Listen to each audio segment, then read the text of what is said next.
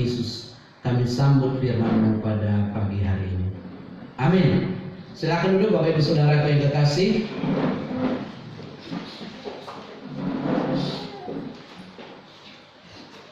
Baik, terima kasih tim pemuji yang boleh mengarahkan kita dalam memuji menyembah Tuhan dalam sebuah tema arahnya kepada tentang Allah yang campur tangan dan menolong, bahkan berkata, Akulah roti hidup.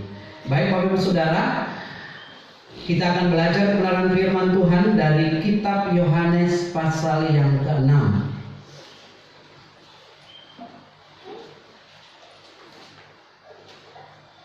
Kita akan membaca ayat yang ke-48 sampai ayat 58. Dua alinea. Roti hidup 48 saya, Bapak Ibu Saudara 49. Alkitab saya halaman 118. Sudah menemukan? Amin. Ya, saya memulai. Akulah roti hidup.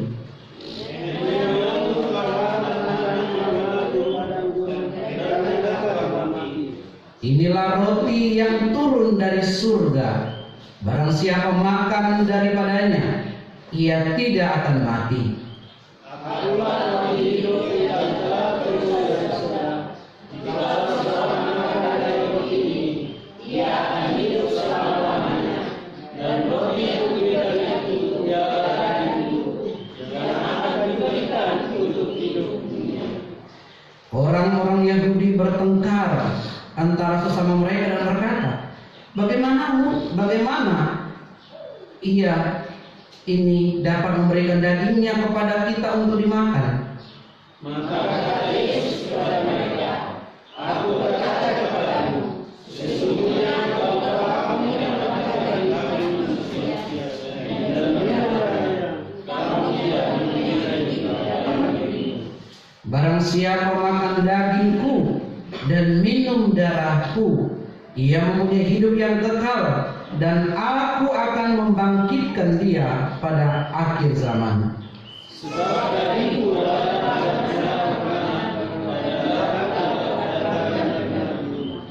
Barang siapa makan dagingku dan minum darahku, ia tinggal di dalam aku, dan aku di dalam dia. sama seperti Bapa yang hidup mengutus aku, dan aku hidup kepada Bapa. Demikian juga barang siapa yang makan akan hidup Bersama, inilah roti yang telah turun dari surga, bukan roti yang seperti dimakan nenek moyangmu, dan mereka telah mati. Barang siapa makan roti ini, ia akan hidup selama-lamanya. Amin. Berbahagialah kita, Bapak Ibu Saudaraku, yang mendengar firman Tuhan, membacanya, merenungkannya, dan melakukannya dalam hidup sehari-hari. Akulah roti hidup. Bapak Ibu Saudara yang kekasih dalam Tuhan Yesus, kita berbicara mengenai makanan. Kalau minggu lalu kita berbicara mengenai mujizat dan pertolongan Allah, walaupun bangsa Israel orang yang tegar tengkuk, suka bersungut-sungut. Tetapi hari ini kita akan belajar bahwa makna rohani yang terdalam akan kehadiran Tuhan Yesus Kristus. Bapak Ibu Saudara yang kekasih, suka makan roti? Suka. Maka sekarang menjamur. Nasi ya, ada nasi goreng, nasi liwet, nasi lemak dan semuanya. Tetapi yang lebih menjamur sekarang adalah roti. Roti bakar, roti apa, semuanya roti ada saat ini dari luar negeri datang. Jadi kita awalnya makan sagu, makan nasi, dan makan apa lagi? Belalang, talas ya. Ya makan talas atau makan jagung, makan. Sekarang sudah masuk dari sana itu produk-produk yang dari tepung, ya, gandum dan tepung-tepungan yang lain. Baik, Bapak Ibu Saudara yang kekasih, kita belajar tentang roti tetapi yang hidup. Di dalam bagian firman Tuhan ini Yesus berkata, nah, Kalau kita pahami di dalam 7 perkataan Yesus, salah satu perkataan itu dan perkataan yang pertama dia berkata, I am the bread of life. Aku adalah roti hidup. Bapak Ibu Saudara, dalam perkataan berikutnya dikatakan, aku adalah terang dunia. I am the light to the world. Akulah pintu. Akulah gembala yang baik. Aku adalah kebangkitan dan hidup. Dan dikatakan, aku adalah jalan dan kebenaran. Dan terakhir, aku adalah pokok anggur. Nah, kita akan belajar tentang bagian yang pertama. Ungkapan Tuhan Yesus ini menyampaikan kepada orang banyak, walaupun pada akhirnya tidak mampu orang banyak mengerti dan menyelami arti ini. Tetapi kita akan belajar tentang bagian ini. Ya, pengertian akulah roti hidup. Definisi roti di sini adalah Yesus menjadi kebutuhan utama di dalam dunia ini. Yesus menjadi kebutuhan utama bagi seluruh umat, bukan kaum Israel, bukan hanya orang Nasrani, bukan hanya suku A, B, C, tetapi kebutuhan utama bagi dunia ini adalah Yesus. Mengapa? Karena dia mengalegorikan atau menyatakan dirinya sebagai roti. Dia hendak membedakan bahwa ada 2 jenis makanan di dunia ini. Makanan jasmani. Ya, seperti saya bilang tadi, walaupun kita kalau di kampung banyak ada jagung bose, jagung katema, jagung apa lagi? Ya, di kampung ya. Di kampung saya itu ya nasi. Apa ada jagung tore? Ya.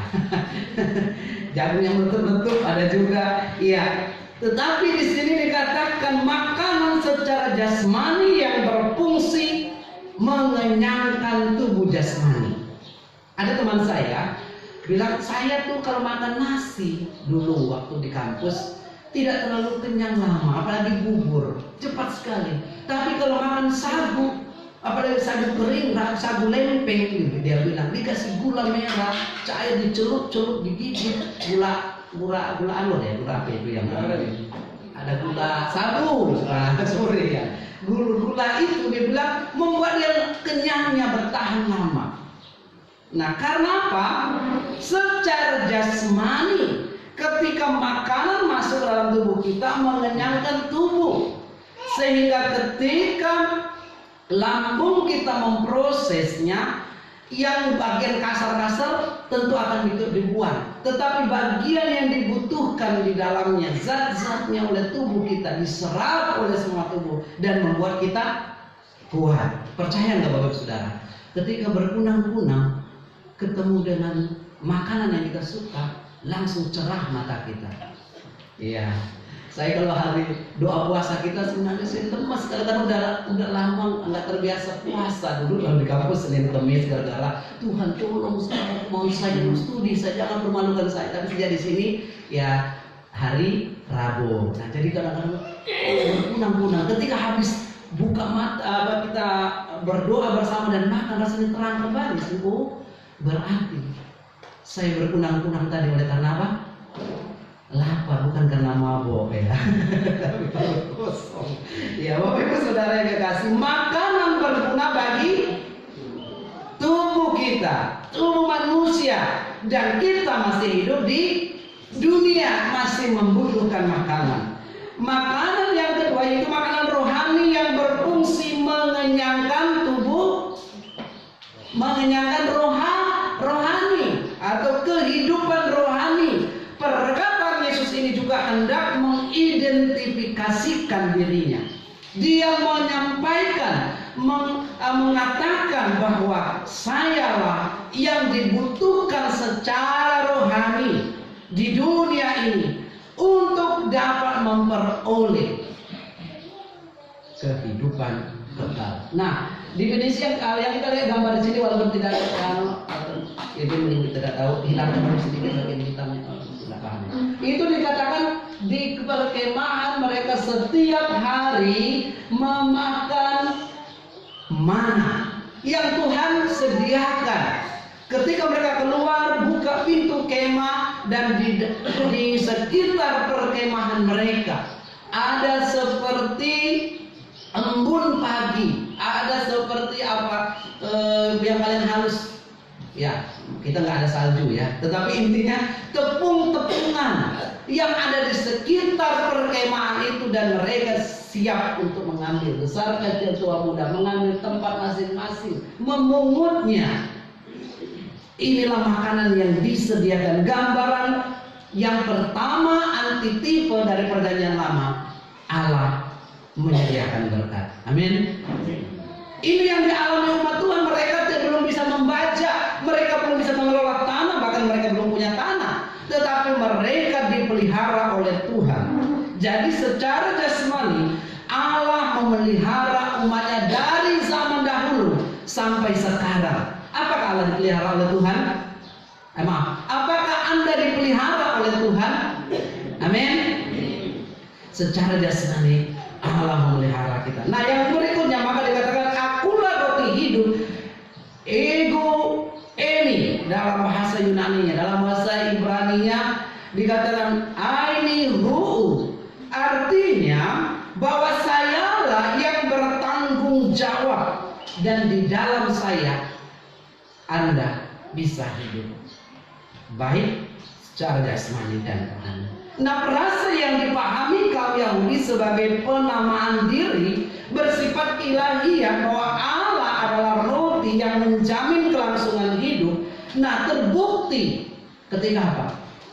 Mujizat 5 roti dan 2 ikan. Bisa makan berapa orang?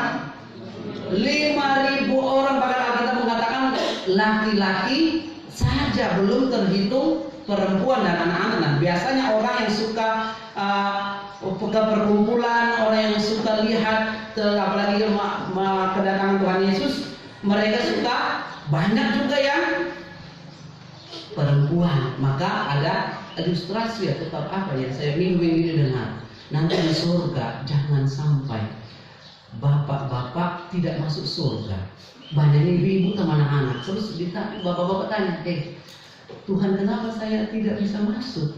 Ya, soalnya setiap hari minggu dan ibadah engkau hanya antar istri dan anakmu di pintu gereja. Setelah itu engkau pulang. Ya, mudah-mudahan di sini tidak ada, kalau kita semua masuk. Amin. Iya, di tempat lain.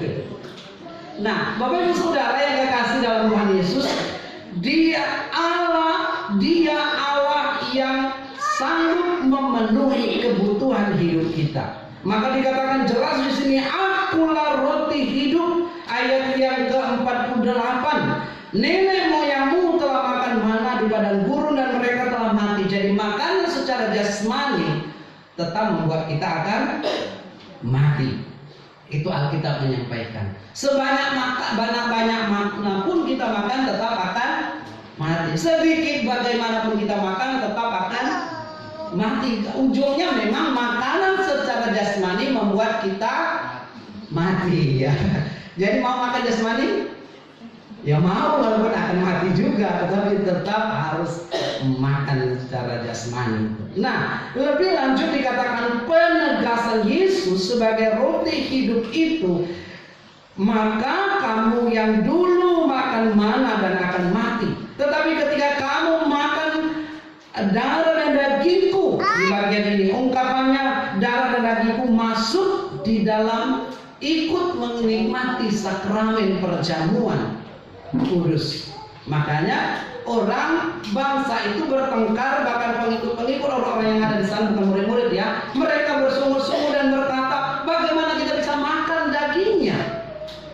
Itu secara fisik, secara jasmani, karena yang mereka pahami selalu bersifat jasmani. Yesus Tuhan kita mengatakan makanan secara rohani adalah hidup bersekutu dengan Dia dan menikmati kebaikannya, bahkan masuk di dalam sakramen perjamuan kudus, makanan darahku dan minumlah darahku dan makanlah roti yang disediakan. Inilah roti yang turun dari surga, bukan roti yang dimakan nenek moyang dan mereka telah mati. Barang siapa makan roti ini, ia akan hidup selama-lamanya. Jadi ya kita akan belajar yang pertama, pengertiannya, poin yang kedua, Yesus sebagai sumber kehidupan kekal. Maka dikatakan bagian yang terakhir ini tadi, dia tidak akan mati selama-lamanya. Wow. Dalam setiap ulang tahun biasanya diucapkan apa? Panjang umur, sehat badan, kuat imannya. Kita mau semua panjang umur, amin. Tetapi rupanya sepanjang-panjangnya kita, tetap yang namanya ada akhirnya secara jasmani. Tetapi secara rohani, artos atau roti, roti yang disediakan oleh Allah ketika kita masuk di dalam menerima Yesus Kristus sebagai Tuhan, mengaku di dalam pada hadapan Dia bahwa kita orang berdosa dan menikmati persekutuan dengan Dia dalam sakramen perjamuan, karena ini mengajarkan kepada murid-muridnya. Nah, pengajaran inilah dikatakan engkau tidak akan mati secara rohani. Jadi Yesus sebagai sumber hidup kekal. Banyak orang mencari hidup yang langgeng. Kata orang Jawa, wong Jawa itu, maksudnya orang Jawa itu berusaha untuk mendapatkan panjang umur. Kalau orang kita di sini ya ada juga orang berusaha sedapat mungkin kurangi garam, kurangi gula, kurangi apa lagi? Kurangi garam, minyak katanya supaya panjang umur. Tetapi coba bertanya Bapak Saudara, apakah benar ketika kita makan banyak garam langsung mati? Ya, kita perlu banyak penelitian. Tetapi yang kita berusaha menjaga sedemikian rupa supaya kita panjang umur. Tetapi ingat Bapak Ibu Saudara, tetap pada waktunya Tuhan berkata, mari adik, datanglah, tugasmu sudah selesai. Jadi harus juga siap juga karena itu. Ya, kemarin di GMI Genan Saret Ambon, di tempatnya Prima beribadah, ada satu anak kecil yang ikut ibu pendeta. Sejak ibu pendeta pindah ke situ, terus dia tinggal di pasar kemenangannya sendiri. Masih cantik, belia, umur 14 tahun, tanpa sakit. Ini yang membuat orang shock kadang-kadang ya, tanpa sakit. Kalau sakit ya mungkin kita sudah paham, ada tanda-tanda. Maksudnya bukan berarti kalau sakit kita sudah tanda-tanda. Pasti sudah melihat, tapi tanpa sakit, tanpa apa-apa, tiba-tiba Tuhan panggil. Sedih nggak? Luar biasa. Tetapi ibu pendeta berkata begini, waktunya Tuhan, waktu yang terbaik. Susah kita pahami, tetapi ini waktunya Tuhan, bukan waktunya kita. Mau berkata, mau papanya sama ambil tidak, saya tidak mau pisah dengan dia. Tapi kalau Tuhan berkata, waktunya sekarang. Namun kepastian kita yang sudah di dalam Tuhan, yang memiliki roti hidup dan tinggal di dalamnya, bahkan kita menikmati persekutuan dengannya, yakinilah jaminan itu selama-lamanya kita akan menikmati kebahagiaan. Yang poin yang kedua dikatakan dalam hal dunia dan surga juga. Arti Yesus sebagai roti hidup, Yesus sebagai sumber kepuasan sejati. Bapak Ibu Saudara, kalau Bapak Ibu Saudara makan puas enggak? Ada enggak puas? Puas, puji Tuhan. Ada teman saya enggak puas, satu piring tambah lagi. Enggak puas, tambah lagi. Jadi gue bilang, Andreas, mudah-mudahan di sini tidak ada ya. Jadi, Andre, sudah begitu, kau makan kayak Gunung Semeru, kayak gunung di Jawa itu kan ada Gunung Semeru. Jangan sampai kau nanti kebesaran, betul. Sebelum dia tamat wisuda, bajunya sudah nggak muat semua. Jadi membuka. Ya, boleh kita makan karena kita butuh makanan. Tetapi ingat bahwa kepuasan itu Allah akan berikan bagi kita secara jasmani dan rohani ketika kita menikmati dengan rasa syukur. Yesus adalah roti hidup yang memberikan kepuasan. Maka ada ungkapan, kemanakah aku mencari kasih sejati? Maka dikatakan juga Billy Graham, di relung hati setiap pribadi, termasuk juga tokoh reformasi Martin Luther King berkata, di dalam jiwa hidup seseorang ada unsur yang namanya hati yang paling dalam. Ketika dia tidak bertemu dengan juru selamatnya, maka dia tidak akan merasa puas. TikTok mengatakan hari-hari ini, TikTok ya, bukan saya punya di sini sampai di sini, Mas, di sini sampai di sini. Ada ibu yang dari Bugis ya, dia terus pakai semuanya. Pokoknya kalau nggak itu, dia bilang saya akan membeli sebanyak-banyaknya emas. Iya, karena kau punya uang, kita nggak punya uang. Tetapi dia makan apa? Saya belum pernah puas. Memang apapun yang ada di dunia ini tidak akan memberikan kepuasan. Ada satu, mau dua. Bapak Ibu Saudara, seandainya di balai desa hari ini diumumkan jam 8 pagi, mari silakan antri akan mendapat HP baru.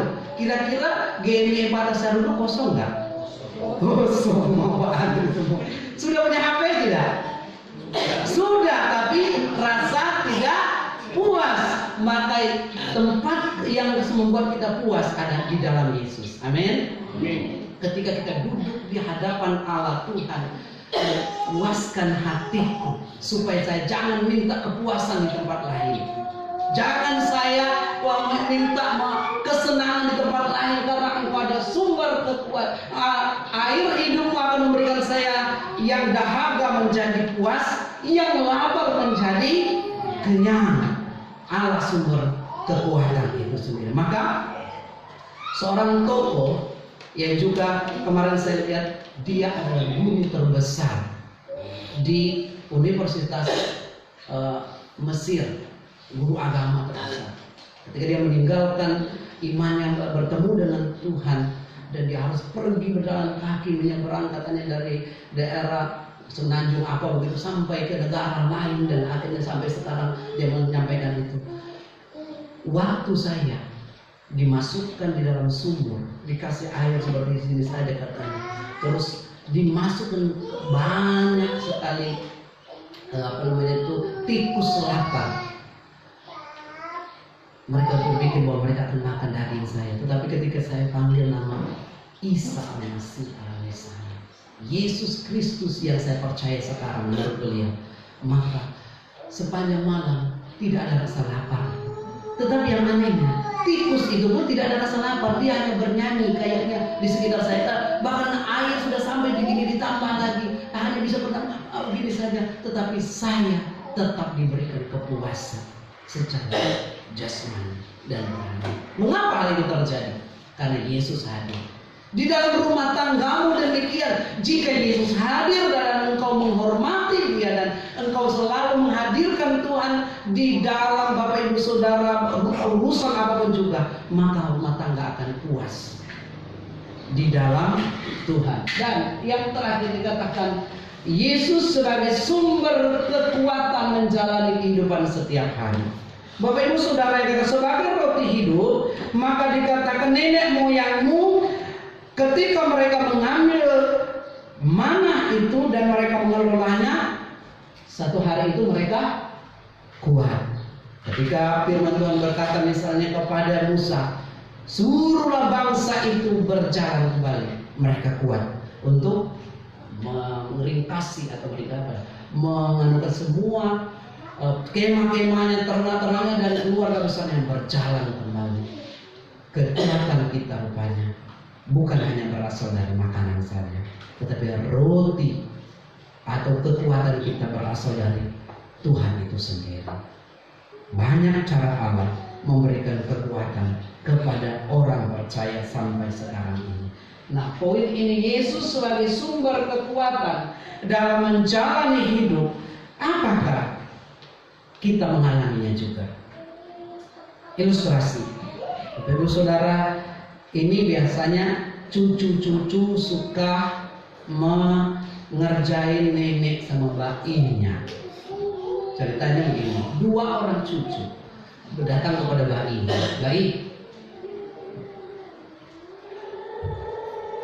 Bayi masih ingat? Bayi sering kok ibadah tuh? Iya. Waktu bayi ibadah, firman Tuhan minggu lalu ingat enggak?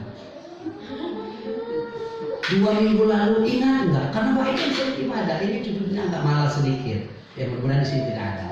Jadi bayi juga menjawab, iya ya saya mungkin lupa karena sudah orang tua. Jadi ya udah jawabannya begitu. Tapi dia minta hikmat Tuhan. Tuhan bagaimana menjawab cucu-cucu saya ini? Nah, akhirnya ketika makan siang, mereka duduk makan bersama. Terus bayi Tuhan diberikan hikmat kepada bayi. Akhirnya harus jebak juga ini cucu-cucu. Terus dia bilang begini, ayo silakan makan. Sementara makan, bayinya bertanya. Cucu yang pertama dia tanya dulu, kau yang paling besar kok? Iya baik, kenapa? Mau aku tanya dulu. Menunggu minggu lalu di waktu yang sama, masih ingat enggak? Enggak ingat. Saya makan banyak. Makan enggak waktu itu? Atau bermimpi atau main game saja? Makan, tapi ada rasa-rasa pedas, asin. Ya apa yang kau makan waktu itu? Enggak ingat baik. Tanya yang terakhir yang kecil. Kau ingat enggak apa yang kau makan 3 hari yang lalu? Kalau enggak minggu yang lalu. Pada sore hari jam 6 bersama mama papa dan saya di sini. Kami berdua agak ingat ini. Dia bingung. Apa ya? Mbak ini ada saja tanya-tanya makan sudah yang di depan. Tapi tahu nggak? Akhirnya Mbak ini menjelaskan. Nah itu juga kalian makan setiap hari untuk apa? Untuk berkenyang? Iya. Untuk puas? Iya. Untuk kekuatan hari ini? Iya. Nah demikian juga baik ke gereja. Baik memuji Tuhan itu. Karena setiap waktu, mungkin saya lupa, karena memang saya lupa juga boleh. Tetapi saya butuh Tuhan setiap waktu. Seperti saya butuh makanan setiap jam makan. Demikian juga kita. Saya tanya Bapak Ibu Saudara, minggu lalu masih ingat firman Tuhannya? Amin. Sudah ingat semua. Tetapi ingat Bapak Ibu Saudara, ada panggilan untuk ke gereja? Amin. Nah karena apa? Mungkin kita tidak semuanya, karena kita bukan komputer. Makanya saya butuh kadang-kadang direkam ini supaya saya tahu juga ketika saya menyampaikan dan evaluasi dan seterusnya diri sendiri perlu memang. Nah kadang-kadang kita orang pelupa. Kemarin waktu ditanya, ya doakan bulan Oktober ini saya ujian proposal sebab saya punya terus acara online. Dia tanya, masih ingat apa yang kau pelajari tentang teologi pengembangan masa-masa ini? Lupa nih Pak Anak dosen. Nah itu buka kembali. Oh iya, oke. Nah Bapak Ibu Saudara, demikian juga makanan yang secara rohani kita butuhkan, maka kita harus selalu dikatakan sebagai pokok anggur. Kita harus nempel kalau bisa, ngandol kata orang Jawa, apalagi kalau orang Anda.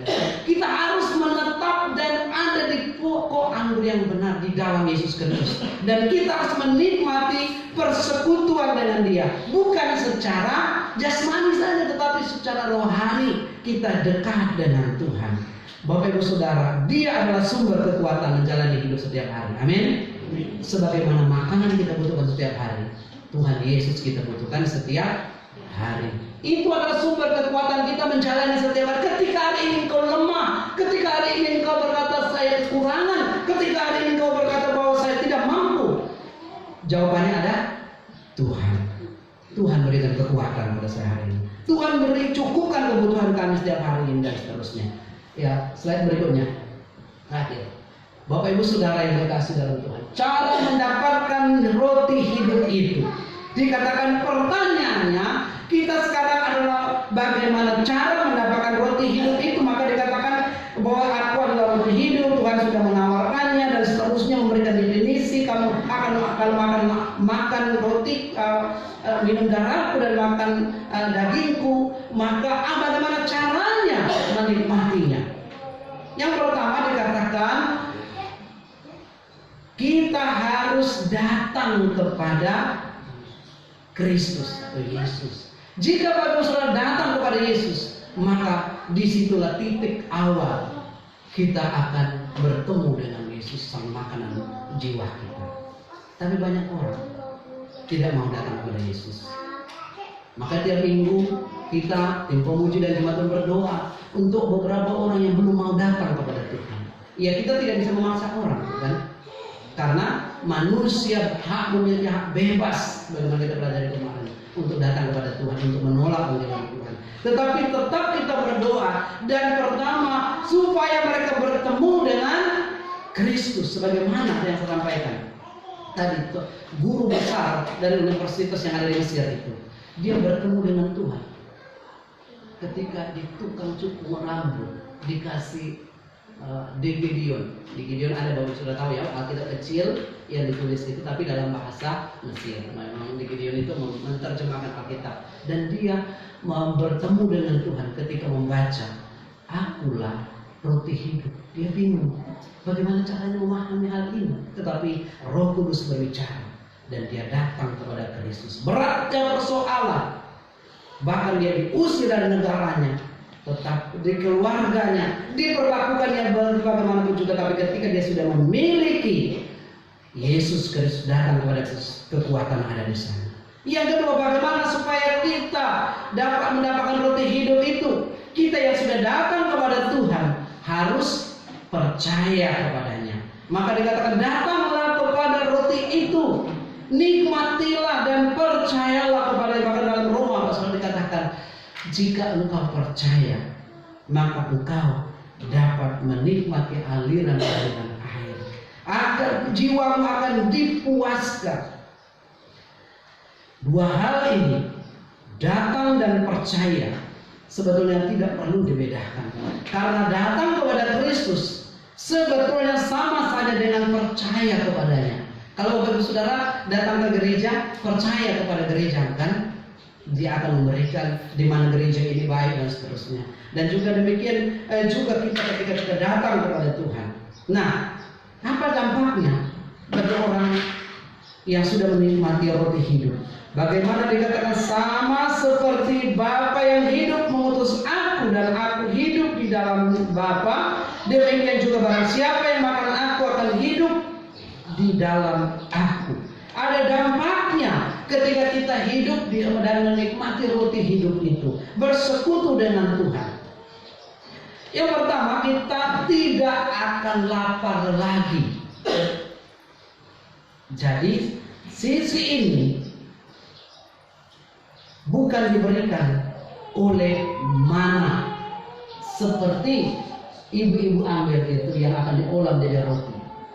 Tetapi ketika kita datang kepada Yesus sang roti hidup, maka kita akan dipuaskan. Kepuasan kita memiliki keyakinan akan hidup yang kekal. Maka inilah yang menjadi pegangan kita, Bapak Ibu Saudara yang kekasih. Jaminannya siapa? Maka kemarin saya ditanyakan, yakin kita selamat? Yakin. Oleh siapa? Karena apa? Karena Yesus yang menjanjikannya. Siapa ketika engkau sudah ikut Tuhan, tapi ada satu kondisi membuat engkau hampir saja meninggalkan Tuhan, bagaimana? Atau ketika engkau berbuat yang tidak benar, apakah engkau masih selamat?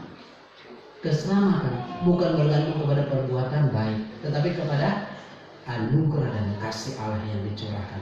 Bukan berarti kita semau maunya kita juga, tetapi roti hidup yang diberikan memberikan kepada kita hidup untuk selama-lamanya. Inilah roti kehidupan itu. Kalau roti yang kita nikmati brektol yang ada di mall atau di mana, atau roti gandum, roti apapun juga, beberapa menit kemudian kita akan lapar lagi. Tetapi Yesus adalah kepuasan yang sejati. Maka yang poin yang kedua, ketika kita menikmati roti hidup, kita tidak akan dibuang oleh Tuhan. Coba kita baca ayat yang ke-37 bersama-sama. Naik ke atas sedikit, di sampingnya ayat 37.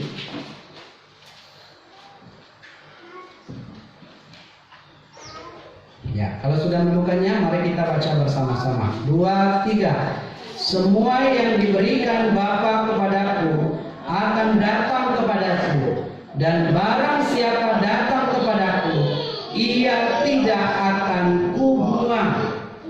Amin. Ketika kita menikmati persekutuan hidup di dalam Tuhan dan kita menikmati yang baik berasal dari Tuhan, kita tidak akan dibuang oleh Tuhan. Dunia ini dengan karakternya, dengan semua yang ada istilahnya, ada uang abang disayang, nggak ada uang abang diundang, ya. Yaitu ada ilustrasi. Mengapa hal demikian? Ya karena tidak heran lagi dari dulu dia cuma masuk juga di TikTok, di Facebook macam. Kalau suaminya habis gajian, ya ini orang berkeluarga ya, istrinya langsung senyum, sumringah, apa saja dikasih. Tetapi coba kalau belum gajian, cemberut, tidak kasih nih apa-apa. Karena itulah dunia. Nah, tetapi di dalam Tuhan, ketika kita datang kepadanya, kita tidak akan pernah dibuang oleh Tuhan. Walaupun dosamu merah seperti kirmisi, Dia akan menjadikannya putih seperti salju atau kurma. Dan demikianlah kasih sayang Allah begitu nyata bagi kita. Bapak Ibu Saudara yang terkasih, untuk itu tetaplah datang kepada roti hidup itu. Tetaplah andalkan Allah yang memberikan roti kehidupan itu senantiasa. Ketika engkau, keluargamu, rumah tanggamu, pekerjaanmu, anak-anakmu membuat engkau rasanya nggak kuat lagi, nggak mampu lagi. Saya sudah lakukan A, B, C dan B, E sampai Z, nggak mampu. Tetapi datanglah kepada roti hidup itu. Dia akan memberikan kekuatan. Tiap hari Dia akan menolong sehingga engkau dipuaskan.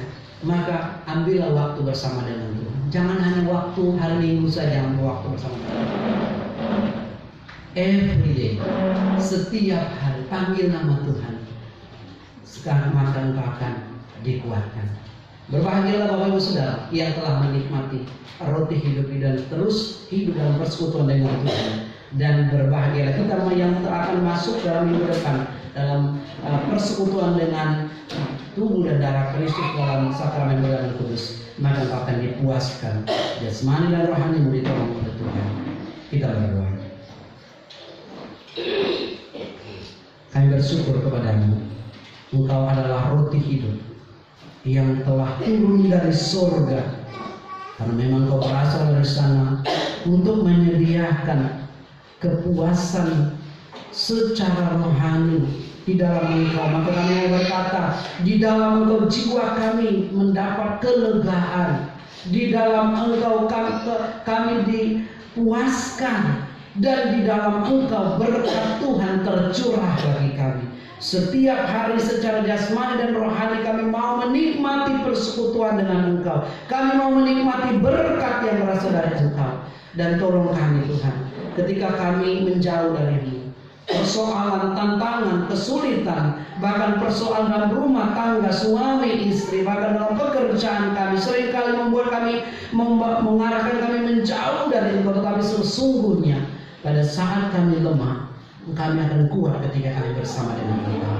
Ketika kami tidak berdaya, kami akan dipuaskan ketika kami menikmati persekutuan dengan Engkau. Ajar kami Tuhan, bukan ketika kondisi-kondisi baik-baik saja kami datang kepadamu, tapi ketika kondisi kami terpuruk sekalipun, kami tahu bahwa Engkau melihat setiap pergumulan hidup, Engkau melihat setiap kekurangan, Engkau melihat setiap keterbatasan, dan Engkau melihat setiap perjuangan kami selama di dunia ini. Dan Engkau berkata bahwa ketika kami datang kepadamu, Engkau tidak akan pernah membuang kami, bahkan Engkau akan memberkati kami lahir maupun batin. Kepuasan kami ketika di dalam Engkau, bukan hanya bangsa Israel secara jasmani, tetapi secara rohani pun di dalam Engkau akan dipuaskan. Bersyukur untuk kebenaran firman. Tolong kami untuk terus hidup di dalam Engkau, menikmati persekutuan dengan Engkau, dan selalu memuliakan nama-Mu dalam segala hidup kami. Dalam nama Tuhan Yesus bersyukur untuk kebenaran firman-Mu. Materaikan itu, haleluya, amin. Kami sedang menutur bersama.